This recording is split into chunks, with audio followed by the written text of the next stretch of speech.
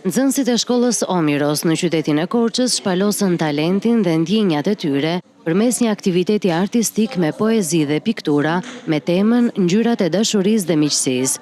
Aktiviteti kishte për qëllim ndërthurjen e lëndëve të gjuhës dhe artit pamor, duke nxitur krijimtarinë dhe zhvillimin e shprehjes artistike tek fëmijët. Mësueset theksuan rëndësinë e bashkëpunimit ndërmjet lëndëve për të nxjerrë në pa potencialin e çdo nxënësi dhe për të forcuar lidhjen emocionale që fëmijët krijojnë me artin dhe gjuhën. Siç e shikoni, fëmijët kanë pikturuar dhe kanë krijuar poezi mbi temën e dashurisë dhe të miqësisë. Qëllimi i këtij aktiviteti ishte të lidhnim dy lëndët së bashku dhe mbi të gjitha, të nxirrnim në pah talentin e nxënësve dhe krijimtarinë e tyre.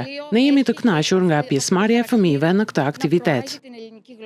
Për sa i përket ekspozitës, ajo ishte një punë projekti së bashku me mësuesen e gjuhës greke, dhe qëllimi i saj ishte që fëmijët të shprehin sa më shumë emocione, ndjenja në lidhje me dashurinë, miqësinë, marrëdhëniet midis tyre, që ato të jenë akoma më të mira. Të gjitha aktivitetet kanë dhe ato në brendësinë e tyre një qëllim, ku fëmijët qoftë nëpërmjet penës të tyre, qoftë nëpërmjet penelave, shprehin të gjithë talentet e tyre në fushat përkatëse atje ku ata kanë vërtet talent. Vetë nxënësit ndanë emocionet që i udhëhoqën gjatë krijimit, duke e cilësuar këtë aktivitet si një eksperiencë frymëzuese dhe të veçantë. Nxënësit kanë shprehur ndjesitë e tyre edhe nëpërmjet vjershave, ku ishin rreth 22 vjersha të cilët kanë lexuar vetë dhe i kanë bërë vetë nxënësit e shkollës Omiros, edhe nëpërmjet pikturave, kishte poezi të cilat i dedikoheshin vetëm dashurisë, të tjera vetëm miqësisë, apo edhe të dyjave, kishte poezi për nënën, poezi të tematikave të ndryshme. Me gjërat që kam prezantuar sot, kam dashur që